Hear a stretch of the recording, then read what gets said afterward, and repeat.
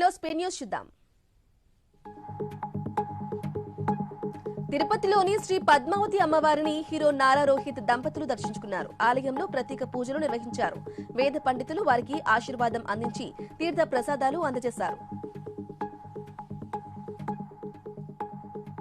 రంగారెడ్డి జిల్లా శ్రీనగర్లో వైకుంఠ ఏకాదశి సందర్భంగా శ్రీ లక్ష్మీ వెంకటేశ్వర స్వామి ఆలయానికి భక్తులు పోటెత్తారు. ప్రత్యేక పూజలు చేసి సత్యనారాయణ స్వామి వారి వ్రతంలో పాల్గొన్నారు. అన్నదానంతో పాటు అన్ని ఏర్పాట్లు కల్పించినట్లు ఆలయ అధికారులు వెల్లడించారు. కాకినాడలో థ్యాంక్ యూ సీఎం సార్ కార్యక్రమం నిర్వహించారు.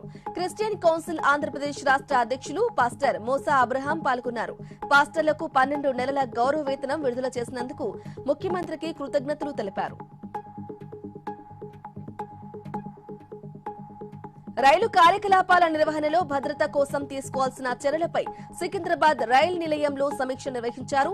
దక్షిణ మధ్య railway general manager Sanjay Kumar Srivastava సమావేశంలో పాల్గొన్నారు. రైల్వే ప్రాంగణంలో భద్రతా చర్యలను విధిగా పాటించాలని అధికారులకు సూచించారు. మంచిర్యాల జిల్లా దండేపల్లి మండల కేంద్రంలో కాంగ్రెస్ శ్రేణులు నిరసన చేపట్టారు. మహాత్మా గాంధీ జాతీయ గ్రామీణ ఉపాధి హామీ పథకాన్ని నిర్వీర్యం చేశారని ఆందోళన చేశారు. ప్రధాని మోదీ కుట్రలు చేస్తున్నారని మండిపడ్డారు.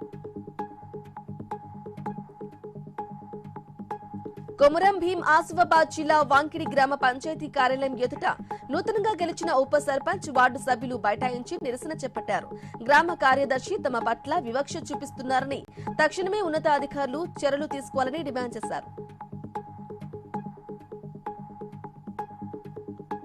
కాకినాడ పోలీస్ కార్యాలయంలో జరిగిన 2025 వార్షిక నేర నివేదికను ఎస్పీ వివరించారు.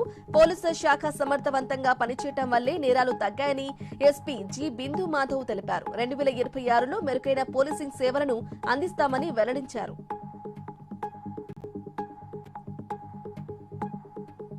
హైదరాబాద్ ఉప్పల్లో గంజాయి విక్రయిస్తున్న సుధాంశు కుమార్ అనే యువకుణ్ణి ఎక్సైజ్ పోలీసులు అరెస్టు చేశారు.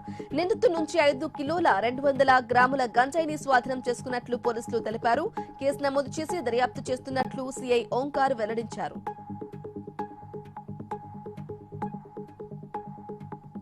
కర్నూలు జిల్లా పందికొండ రిజర్వాయర్లో చేపల వేటకు వేలంపాట నిర్వహించారు. 6 నెలల వ్యవధికి 4,50,000కు కాంట్రాక్టర్ దక్కించుకున్నట్లు మత్స్య శాఖ అధికారులు తెలిపారు.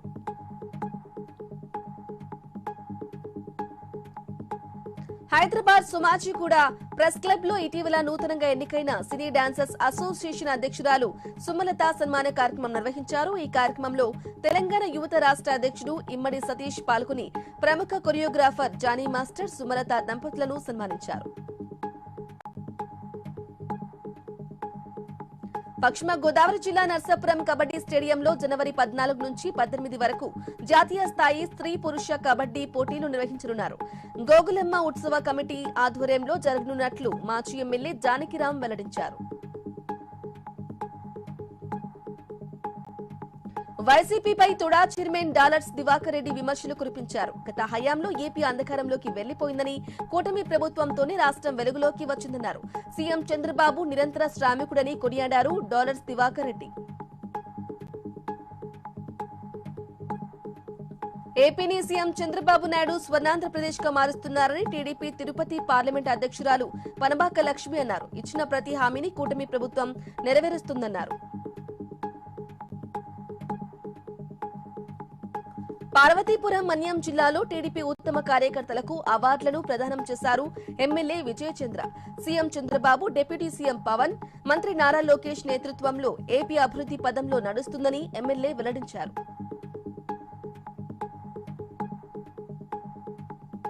మేడ్చల్ జిల్లా మేడిపల్లిలో ఉప్పల్ కోర్టు కాంప్లెక్స్ ను హైకోర్టు జడ్జి లక్ష్మణ్, జిల్లా జడ్జి శ్రీదేవి కలిసి ప్రారంభించారు.